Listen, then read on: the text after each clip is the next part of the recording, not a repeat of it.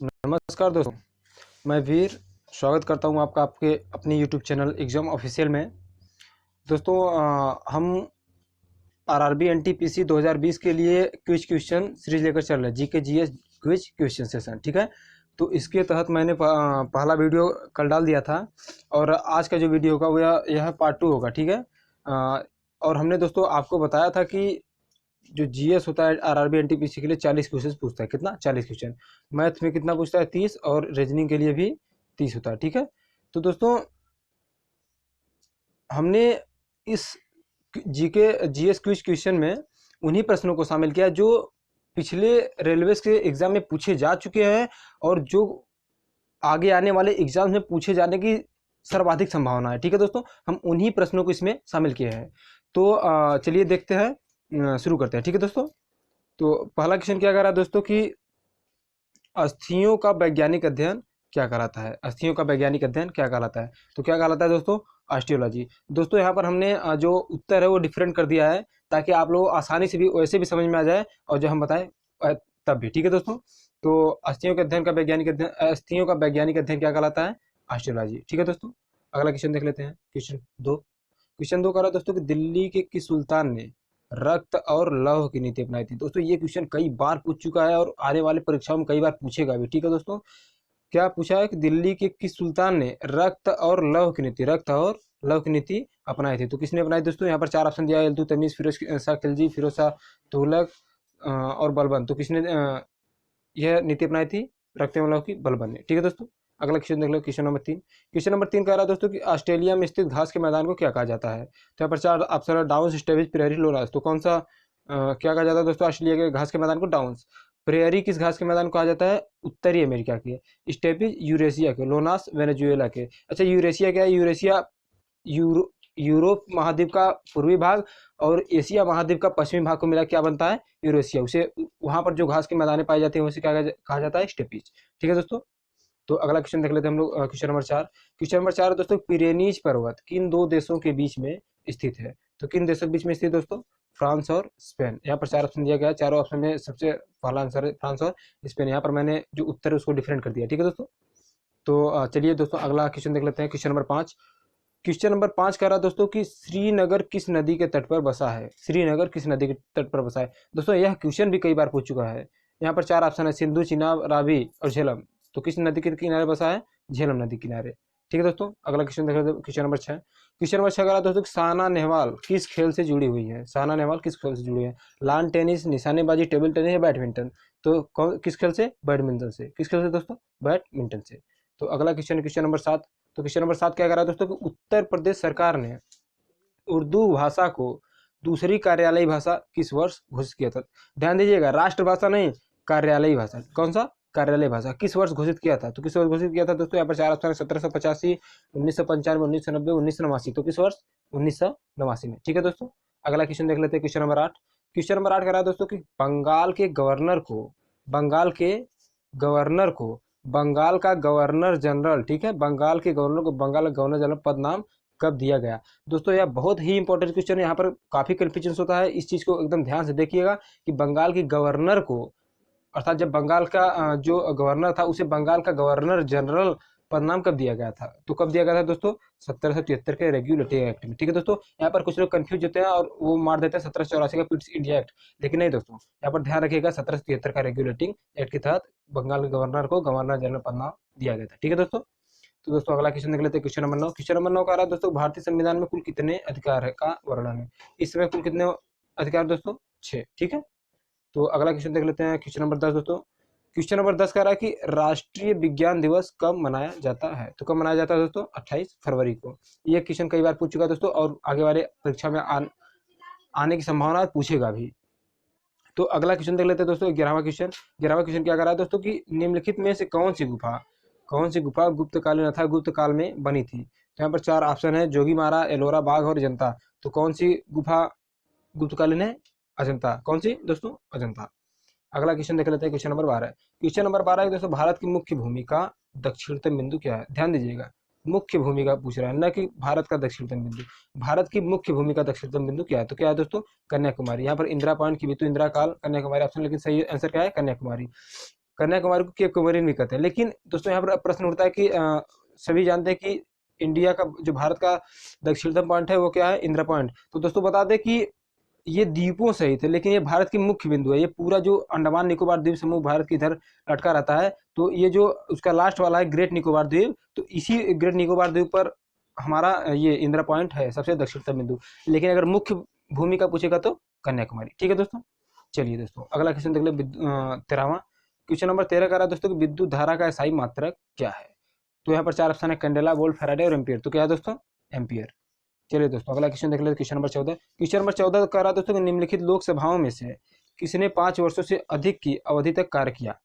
अर्थात कौन सी लोकसभा थी जो 5 वर्षों से अधिक तक चली थी, अर्थात 6 वर्ष तक। ठीक है, तो कौन सी लोकसभा थी दोस्तों, वह 5वीं लोकसभा कार्यकाल थी। ठीक है दोस्तों, अर्थात भारत में जो लोकसभा का कार्यकाल होता है वो 5 वर्ष का होता है, लेकिन जो 5वीं लोकसभा का कार्यकाल था वो 5 वर्ष से अधिक वर्ष के लिए कार्य किया था। ठीक है दोस्तों, चलिए दोस्तों फिर अगला क्वेश्चन देख लेते हैं। अगला क्वेश्चन दोस्तों क्वेश्चन नंबर 15 का क्या कर रहा है दोस्तों कि वर्ष 1917 किससे संबंधित या किसके लिए जाना जाता है। यहाँ पर 4 ऑप्शन है, ट्राफाल्गर, प्रथम विश्व युद्ध, या वाटरलू का युद्ध, या रूसी क्रांति। तो किससे संबंधित दोस्तों, रूसी क्रांति से। ठीक है दोस्तों, अब अगला क्वेश्चन देख लेते हैं, क्वेश्चन नंबर 16। क्वेश्चन नंबर 16 का रहा दोस्तों कि मंदिरों की उत्तरी शैली। ठीक है, जो उत्तर भारत में मंदिर है, मंदिरों की उत्तरी शैली को किस रूप में जाना जाता है। तो किस रूप में जाना जाता है दोस्तों, यहाँ पर 4 ऑप्शन है, द्रविड़, बेसर, इनमें से कोई नहीं आया, नागर।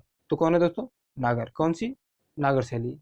चलिए दोस्तों फिर अगला क्वेश्चन देख लेते हैं, क्वेश्चन नंबर 17। क्वेश्चन नंबर 17 का रहा दोस्तों कि यूनिसेफ का मुख्यालय कहाँ स्थित है, निम्नलिखित नगरों में से कहाँ पर स्थित है। तो ऑप्शन है जिनेवा, वियना, वाशिंगटन, न्यूयॉर्क। तो किसमें स्थित है दोस्तों, न्यूयॉर्क में। कहाँ पर, न्यूयॉर्क में स्थित है। अगला क्वेश्चन है दोस्तों 18 कि भारत पर सबसे पहले आक्रमण करने वाले कौन थे। तो कौन दोस्तों, आर्य थे। कौन थे, आर्य। ठीक है दोस्तों, अगला क्वेश्चन है क्वेश्चन नंबर 20 दोस्तों 19। तो भारत में मीठे पानी की सबसे बड़ी झील कौन सी। क्वेश्चन नंबर 20 क्या कर रहा है, भारत में मीठे पानी की सबसे बड़ी झील कौन सी है। डल झील, भीमताल झील, नैनीताल झील, वुलर झील। तो कौन सी है दोस्तों, वुलर झील। यहाँ पर कई लोग कंफ्यूजन होता है, वो लोग डल झील मार के चले जाते हैं, लेकिन डल झील गलत है। सही क्या है दोस्तों, वुलर झील। ठीक है, ठीक है दोस्तों, आगे बढ़ते हैं। अगला क्वेश्चन देख लेते हैं, क्वेश्चन नंबर 21।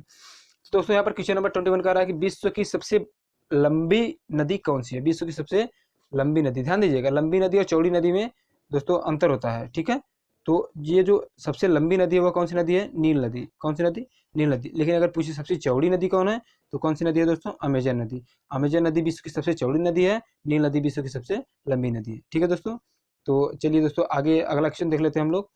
अगला क्वेश्चन है दोस्तों कि अर्थशास्त्र के जनक कौन है।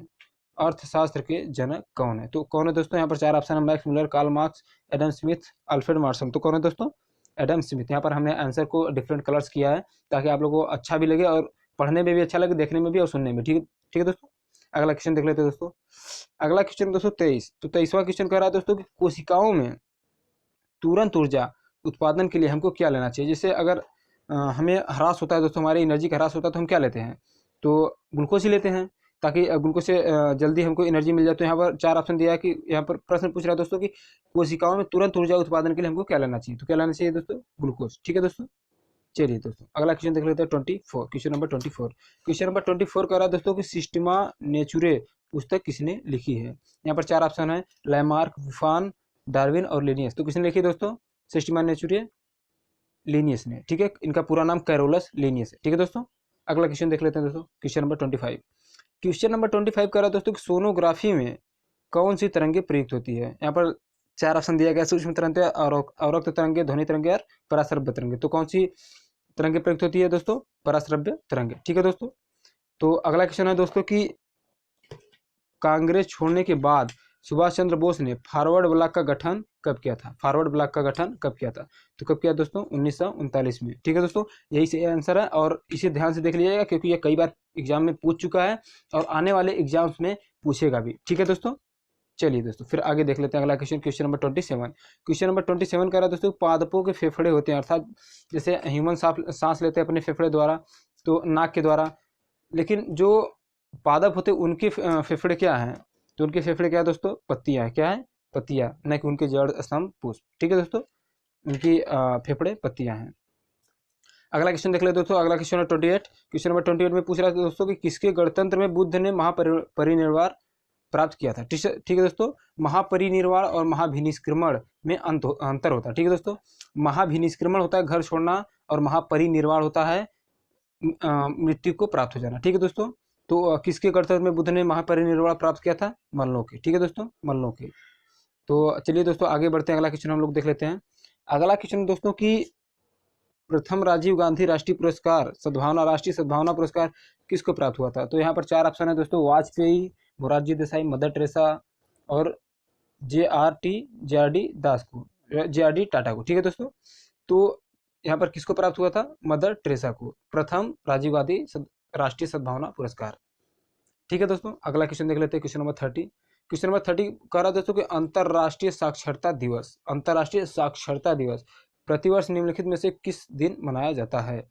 18 मार्च, 18 सितंबर, 28 मार्च या फिर 8 सितंबर को। तो कब मनाया जाता है दोस्तों? 8 सितंबर को। ठीक है दोस्तों, चलिए दोस्तों अगला क्वेश्चन देख लेते हैं, क्वेश्चन नंबर 31।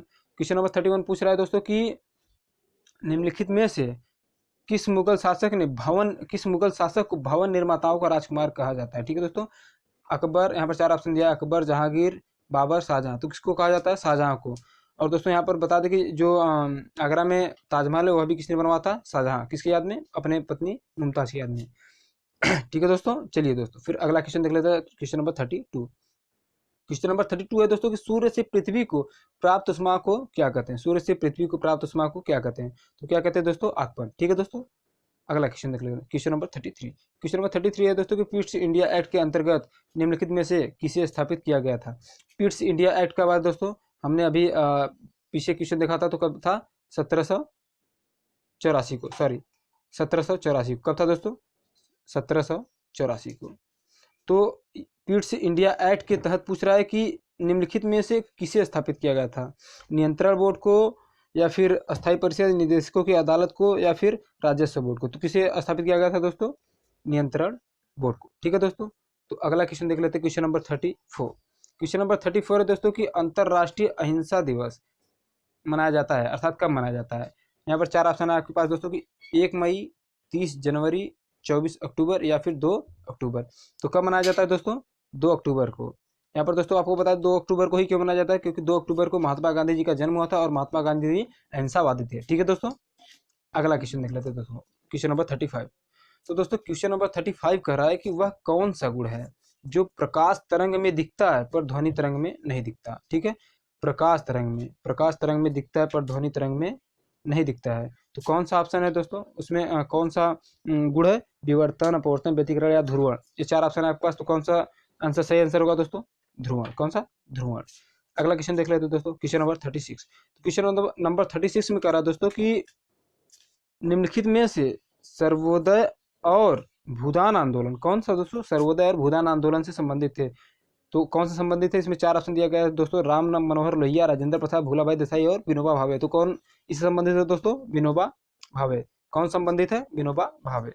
ठीक है दोस्तों, तो अगला क्वेश्चन देख लेते हैं, क्वेश्चन नंबर 37। क्वेश्चन नंबर 37 कर रहा है दोस्तों कि प्रथम आम चुनाव कब हुआ था? प्रथम आम चुनाव तो कब हुआ दोस्तों?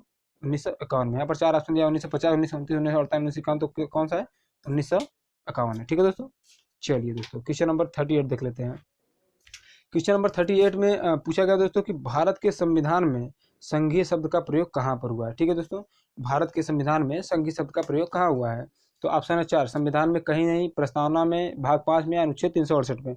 तो संविधान में संघीय शब्द का प्रयोग कहीं भी नहीं हुआ है। ठीक है दोस्तों, संघीय शब्द का नहीं हुआ, संघ का हुआ, लेकिन संघीय शब्द का प्रयोग नहीं हुआ है। तो ठीक है दोस्तों, तो दोस्तों सभी क्वेश्चन को आप ध्यान से पढ़िएगा, ध्यान से देख लीजिएगा। एक बार ना समझ आया तो दूसरी बार देख लीजिएगा। लेकिन दोस्तों क्वेश्चन को इन क्वेश्चन को तैयार कर लिया, क्योंकि इन सभी क्वेश्चन से आगामी परीक्षाओं में प्रश्न पूछे जा सकते, पूछे जाने की भरसक संभावना है, भरपूर संभावना है। ठीक है दोस्तों, क्योंकि हम वही क्वेश्चन शामिल किए जो बहुत ही इंपॉर्टेंट है और जो बार बार पूछे जा चुके हैं और जो बार बार पूछे जाएंगे। ठीक है दोस्तों, अगला क्वेश्चन देख लेते हैं, क्वेश्चन नंबर 39। तो दोस्तों क्वेश्चन नंबर 39 की लाल चने में कौन सा एंजाइम पाया जाता है? क्या दोस्तों? कौन सा एंजाइम पाया जाता है? तो यहाँ पर 4 ऑप्शन आपको मिल जाता है, डांस स्टेज, माल्टेज, जाइमेज या यूरिएज। तो कौन सा एंजाइम पाया जाता है दोस्तों लाल चने में? यूरिएज। कौन सा दोस्तों? यूरिएज। चलिए दोस्तों अगला क्वेश्चन देख लेते हैं, क्वेश्चन नंबर 40 अर्थात 40। क्वेश्चन नंबर 40 पूछ रहा है दोस्तों कि हिंदू पैट्रियट के संस्थापक कौन थे, या फिर संपादक कौन थे, सॉरी संपादक कौन थे। तो यहाँ पर 4 ऑप्शन दिया गया है आपके पास, अरबिंदो घोष, राजशेखर बसु, शिशिर कुमार घोष या हरिश्चंद्र मुखर्जी। तो कौन से है दोस्तों, हरिश्चंद्र मुखर्जी। कौन से दोस्तों, हरिश्चंद्र मुखर्जी जो है हिंदू पैट्रियट के संपादक थे। तो दोस्तों ये हो गया आज का आपका किस क्वेश्चन। तो कैसा लगा वीडियो दोस्तों, आप अपना ओपिनियन कमेंट बॉक्स में जरूर बताइएगा। और दोस्तों ये सभी जो क्वेश्चन मैं दिए हैं बहुत ही इंपॉर्टेंट है, इन सभी क्वेश्चन को आप लोग एक बार रिपीट जरूर कर लीजिएगा, एक बार में नहीं 2 बार 3 बार, जितनी बार मन करे उतनी बार देख लीजिएगा। और बने रहिए दोस्तों ऐसे हमारे साथ, हम आपको daily question GK GS question quiz आपको हम डेली देते रहेंगे। ये पार्ट 2 था, अगला पार्ट 3 आएगा, डेली रोजाना देंगे।